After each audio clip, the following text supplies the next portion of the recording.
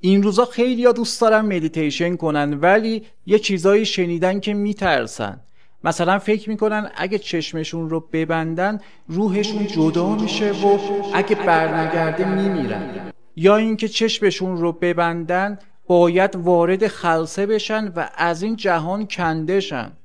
پایه و اساس مدیتیشن شنیدن صدای ذهنه که وقتی در حالت مدیت قرار میگیری افکاری که تو ذهنت تولید میشه رو ببینی و مشاهده کنی تا بهش آگاه شی، تا بتونی در حالت عادی هم کنترلش کنی. همین.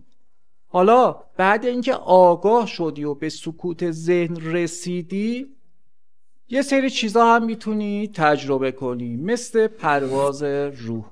تو کامنت ها بهم بگو تا حالا مدیتیشن کردی یا نه.